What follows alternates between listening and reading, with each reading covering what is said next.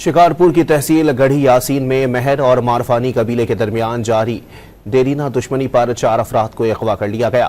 तहसील गढ़ी यासीन में मारफानी कबीले के मुसल्लह अफराद ने महर कबीले के 4 अफराद को अगवा कर लिया। पुलिस के मुताबिक वाकया महर और मारफानी कबाइल के दरमियान जारी देरीना दुश्मनी का शाखसाना है।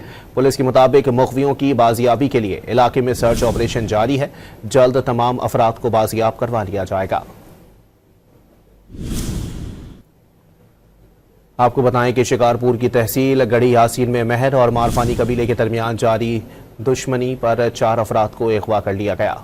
शिकारपुर की तहसील गढ़ी यासीन में महर और मारफानी कबीले के दरमियान जारी देरीना दुश्मनी पर 4 अफराद को अगवा कर लिया गया। तहसील गढ़ी यासीन में मारफानी कबीले के मुसल्लह अफराद ने महर कबीले के 4 अफराद को अगवा कर लिया।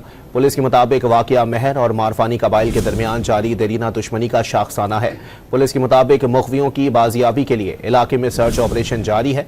जल्द तमाम अफराद को बाजियाब करवा लिया जाएगा। आपको बताएं कि शिकारपुर की तहसील गढ़ी यासीन में महर और मारफानी कबीले के दरमियान जारी दुश्मनी पर 4 अफराद को अगवा कर लिया गया।